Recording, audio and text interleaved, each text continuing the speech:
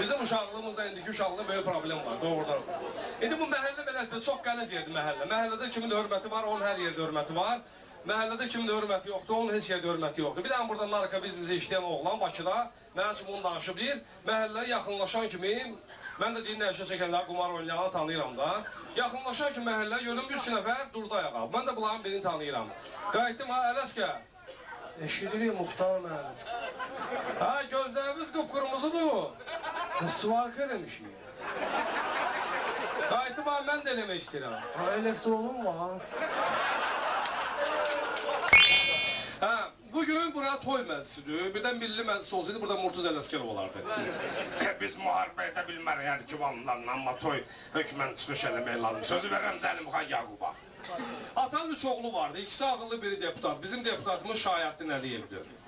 Yeganə deputat ki, gedib girib renginə çıxanda deyib gecəvuz xeyri qalsın. Orada qaranlıq olmadı. Dünən yazdığım, bugün oxusa bilmir nə oxuyum. Üçüncü maddenin 4. bendinde yazılan ikinci 4. maddenin 2. bendinde belli metin tarafından Kararlı Hayatın 2. bendinde yazılan. Bir de onun cevabını o vaxtı nasıl oluyor? Söndür o mikrofonu. Bədbaxt milletvekili, o məsələyə yarım saat qova qaldı. Bir deputatımız var, şair deputat Hamada, Zəlimxan Yaqub. Birdən burada olsaydı yani, aram da, yaylaq da, doğmadım ana. Kalbimi dağlara vermesem valla. Yazda şəlləyi, yayda yarpızı, payızda morgu dermesem valla. Her kimin qar düşdə yayda yadına, vüqarlı zirveler çatar dadına. Bizim o dağların ölmez alına şehirden bir çələ hörmesem valla. Parmağı perdede, mizrafı telde. Parmağı perdede, mizrafı telde. Turacı meşədə, sonası göldə. Zəlimxan seyr eylər gülü çəməndə.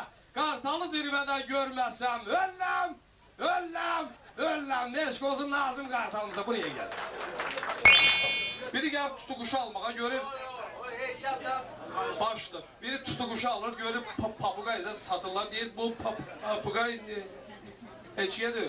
Satıcı deyir 500 dollara. Deyir nə danışırsan ha? Ağlın var, elə baha. Ne üçün baha? Səndən yaxşı danışır. İndi burada hamısı yaxşı danışanlardır, ha, qulaq asırlar. Ən böyük mədəniyyət qulaq asmağı bacarırlar. Çox sağ olun.